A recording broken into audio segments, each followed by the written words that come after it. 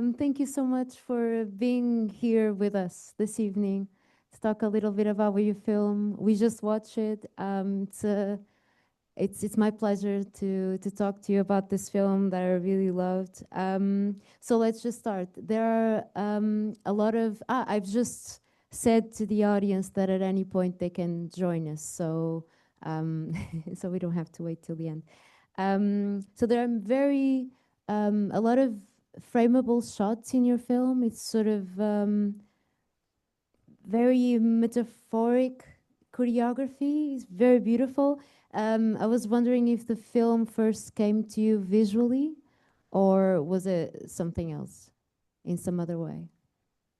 Um, yeah, of course, I think it's quite obvious that this film is holding on more on images than like the script or the story or the development of the story. Yeah. So yeah, I think the first image I had was this industrial landscape and these two small figures dressed up, seeming as they're, photoshopped on top. So that was one of the very first images that I had for this film. And yeah, that's how all the three characters were created, both of the main characters, two 13-year-old girls, and the location where it happens. Yeah. I feel like there's sort of an autobiographical way to it. Am I right? Did you at any point feel like making this film was like talking to your 13-year-old self again? Yeah, I guess so. I think, I was never a model, so this modeling part is, well, me and my friends were attending castings, and it was very popular at that time to go and try to pursue modeling. Everybody was looking for, Eastern European type. But for me, this project, this story was like I personally more related to this, general teenagehood stuff, and like insecurity with your body and these, crazy situations that um find yourself in. And it was in a way talking, but I was feeling as if I'm not talking to myself exactly, but more to my friends, my girlfriends that I had, when I was 13. And I was always like thinking about them, but, and of course I took a lot from these, people that I knew then. And some situations are purely fictional, and some are just, straight autobiographical, even, conversations word by word. And I used a lot of phrases that really stuck into my mind, that people, I don't know, when they watch film they all also remember these phrases as if it's some punchline. You hear something that is being said to you, especially when you're of that age, and it really either traumatizes you or like surprises you so much, and it really stays in your head for like 20 years. So yeah, it's a mix of both. That's very true. I felt that too. Um, I was wondering, we're used to seeing adults portraying 13 or 14-year-olds, but that doesn't happen in your film. So we definitely feel like they're girls, and they're their age. And I was wondering, how did the casting process took place? Also, the Marilyn Manson T-shirt is an absolute omen. So thank you for putting it there. Yeah, well, about the casting, I have to admit now when the film is made and it succeeded in a way, and like I made the film that I wanted to. Now everything seems, I can easily go back and talk about the casting process, but at the time I thought, you know, I experienced resistance from everybody, from the producer, from, the casting director even, because everybody was telling me that, it's going to be very hard to make this film with, 13, 14-year-olds. And but like the idea for me to have 18, 19-year-old, almost like adults to play these girls, it's just for the audience to watch grown-up women, assuming, this is how 13, 14-year-old looks like, I thought that, either I make this film with, actual teenagers, or I don't make this film at all.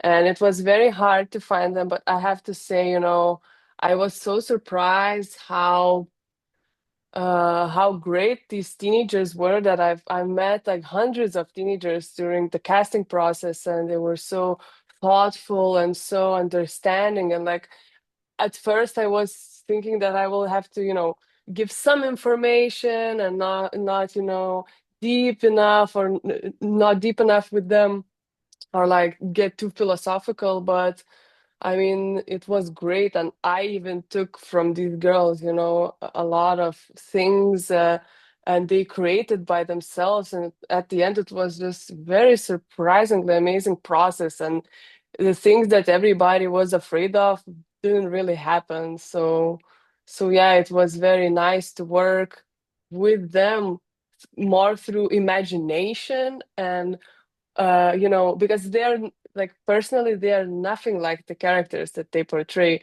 So it was more like, let's get to know these girls. What are they gonna do in the situation? How are they feeling, in the situation?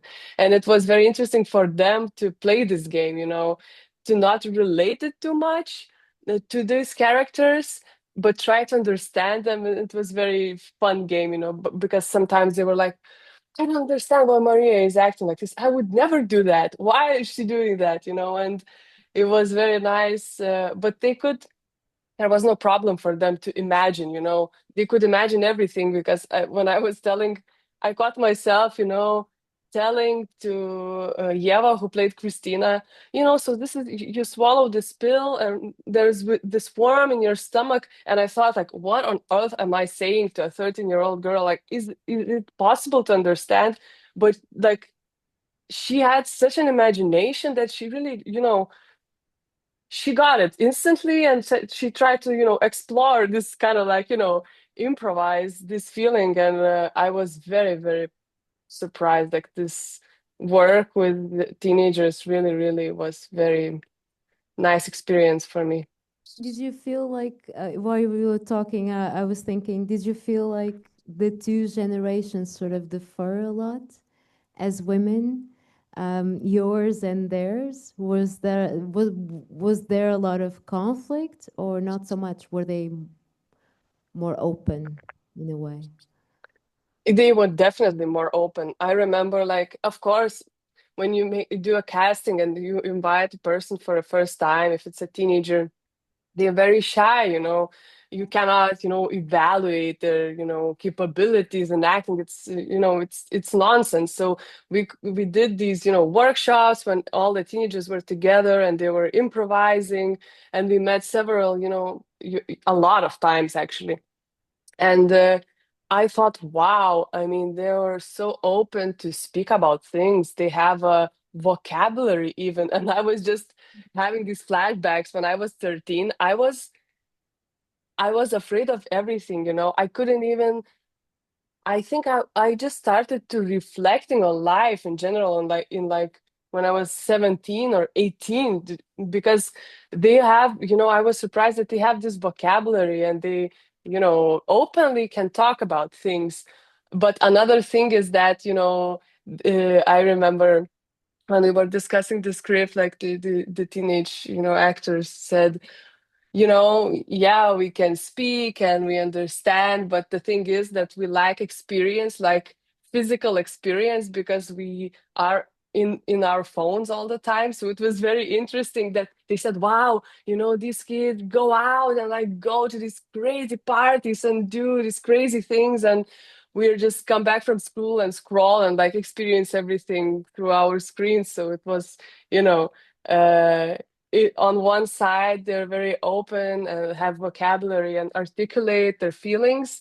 On the other side, they, admitted themselves that they lack this, physical experience of, sensory experience of, everyday adventures. I don't know. So And yeah, it's very had it interesting. working in the film, because you have so many dance sequences, which, by the way, are my favorite, I think, out of all the film, because the film is about bodies, not only female, Yeah. males too, and and then those dance sequences just sort of show up, and they enchant you in a way. In the middle of that desolate terrain, you're sort of enchanted. At least I was. I don't know if does anyone have a question? No? I have more questions. I'll continue. Um, so I was actually wondering about you said in an interview that you were inspired by a documentary, Girl Model, and you Yeah. went from there. Um, was that actually happening? So the sort of predatory way, the way that these girls are being picked up and taken advantage and promised these dreams of going to Japan and modeling, was that happening in your hometown where you shot, right? You shot in your hometown. Was that happening when you were young or Yeah, it was really like I can speak from my knowledge, not personal experience, but yes, I think, because during like year 2000s and, this documentary that you mentioned, the Toxic was inspired by, was released in 2011, I think. So it was just still those times where this like model industry was much less regulated, and underage girls would go to fashion shows. They were hired everywhere around the world, and yeah, now I think some things has changed because legitimate companies mostly cannot, like, especially in Europe, for example, cannot hire a model that is under 18. Yeah, but at that time it was very different, and I researched a lot about this, and I know the stories from the girls that I knew, that there was always this, modeling school that was kind of portraying to be a part of the modeling industry, but actually they were just, an institution that was kind of, trying to get as much money as possible from, girls that were, they would scout somebody on the street and say, "Oh, you can be, you can make this great career, just come to us and you just have to spend a little money and blah blah blah." And the situation that we see, in Toxic, where Maria hears the parents are, arguing with Vilma about the debt. So this was like the scheme. uh, you kind of your parents and you bet on yourself that you're gonna be earning money when you're sent to Japan, or anywhere else. But so, the modeling agency pays for your trip, but you have to, repay the debt first. And if you don't, your parents, have to pay when you come back. So basically, you just spend money, not earn money. And this kind of thing was, was everywhere, I guess, especially in uh, this part of Europe, like Eastern Europe, where this kind of like the 90s and 2000s, everybody was struggling for money. Just Lithuania was just out of occupation, just regained independence, and it was crazy. And I remember, there was this struggle that you have to earn money somehow, any way you can. And I remember in school, even people would come and ask girls to stand up, like some modeling scouts, and they just pick some and say, "Come to the casting or our, agency and whatever." It wow, was popular, yeah. wow. Related to that, I have a question about family and how sort of the role of family is portrayed in the film, because they're left to their own devices in a way. So they're by themselves a lot. Um, and I was just wondering, is that normal? Does that sort of just because I had a childhood that was exactly the opposite. So I was sort of chained up in my room, and nobody would leave me alone ever. So I was wondering, in a way, in a sort of sociological way, if that was normal, if you went through that, if it was okay for sort of girls to just be left by themselves alone. In a way, I mean, your film, I was talking before, your film is really hopeful because Christina and Marisa, they become one another's refuge. And so no matter what happens, no matter the landscape, even if the world collapses, they have each other, which I really loved about the film. That's what kind of imprinted on me. But still, I was wondering about the role of these families. I mean, at some point, Marisha's mother says to her in a real cruel way. I was really shocked that she's a cripple. Like who wants a cripple for a model? Um, and yeah, I was just wondering if you have any thoughts about that. Yeah, I think what is portrayed in this particular story is like the period in these girls' lives, you know. And I think, yeah, in this period, it's just so that happens that they're kind of like left to fend for themselves. Um, yeah, and we see Christina, who, is daddy's darling, but now he has a girlfriend. So she has this, kind of, it's not very articulated in the film, but it's like a kind of like underneath narrative of Christina feeling that this woman taken her place, like she literally has no place in the house. Like her father asked her to go out Yeah, so he can be with her.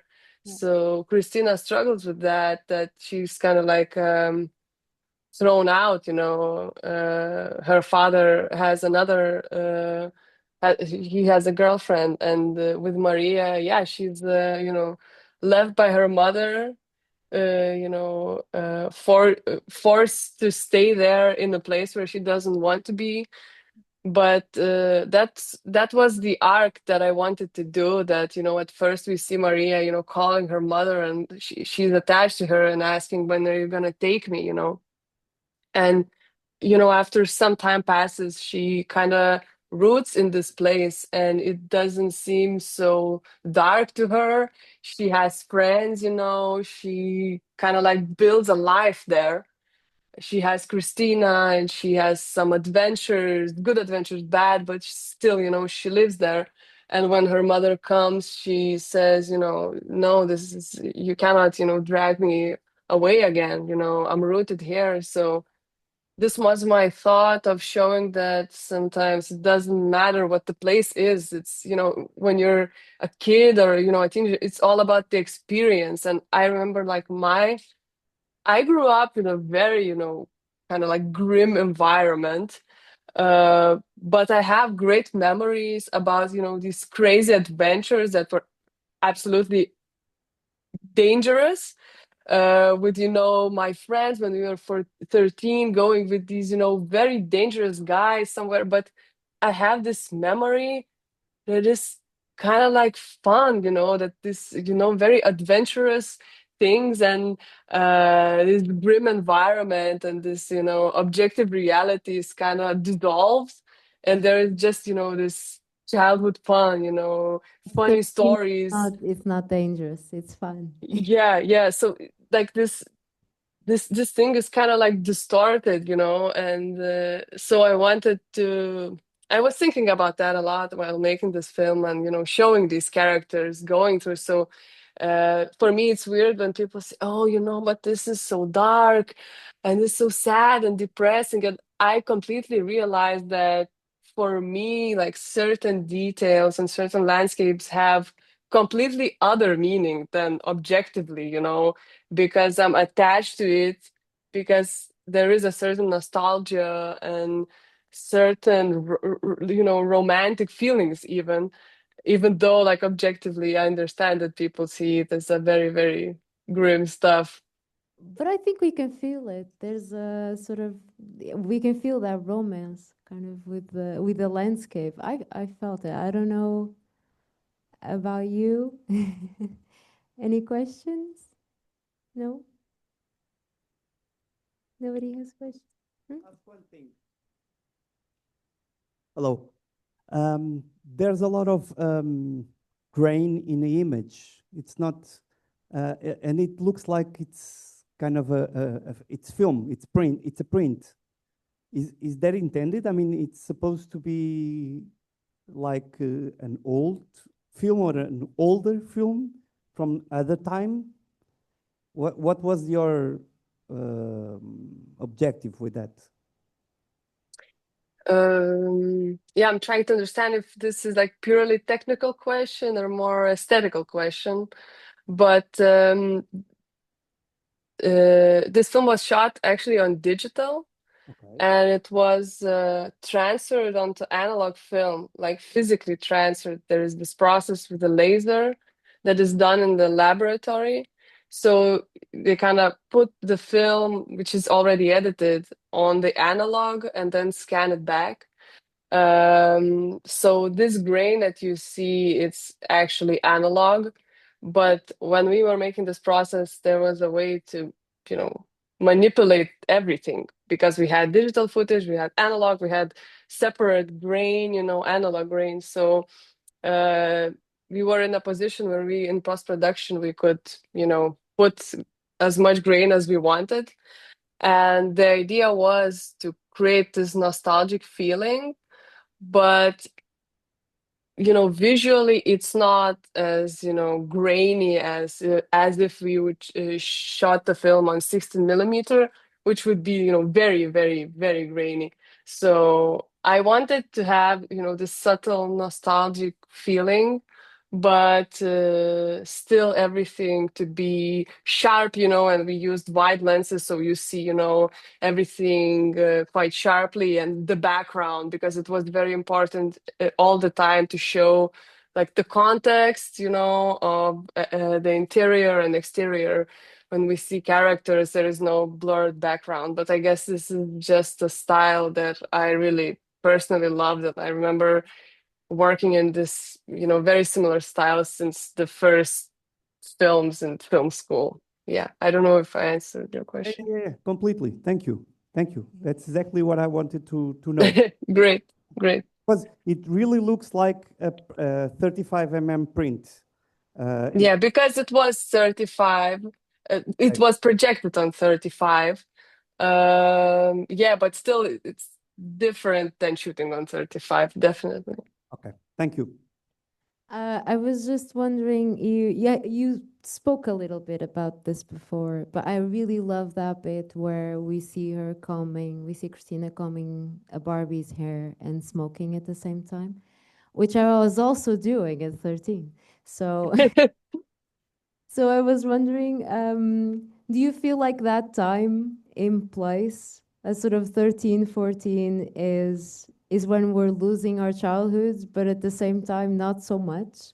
I mean, we're still in the middle a bit, but I just feel like you said before that they were scrolling on their phones. Do you think it's becoming harder and harder for children to just be children because of the phones? Or I would say that they play games on phones, there is like lots of things that you can do and experience all periods of your life in the same device. Yeah, but they still play with toys as well.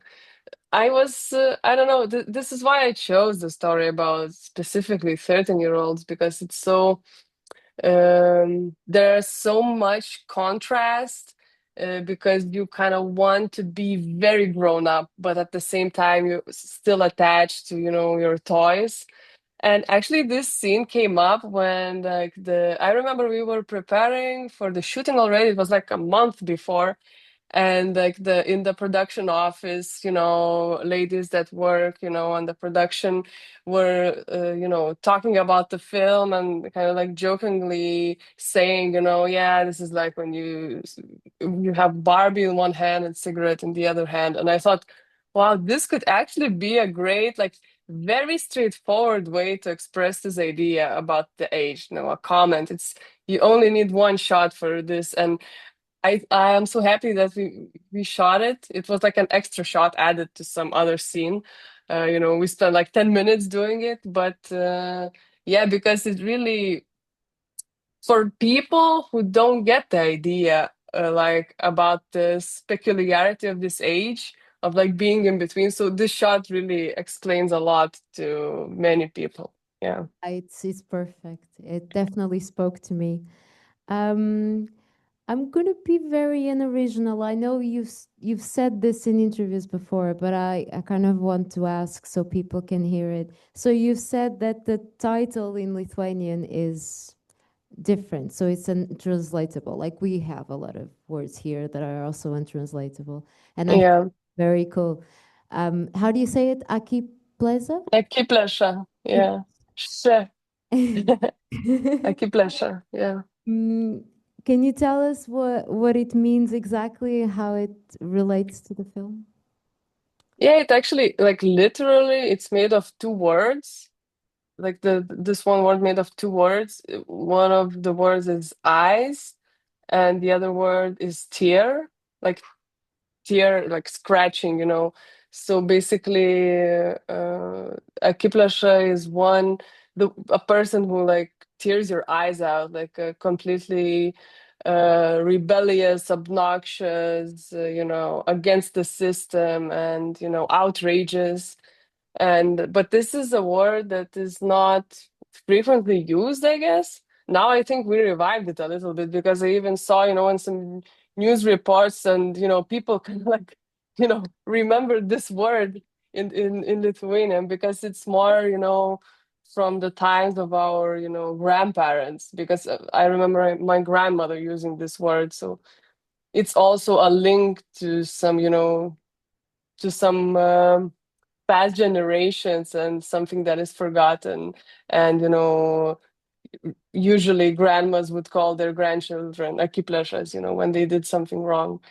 Yeah, so this is where this, I think I was kind of looking, when I was writing a script, I was looking for a word to call this, I was thinking about Christina's character a lot and about how she kind of like fights for her place on this earth, very hard.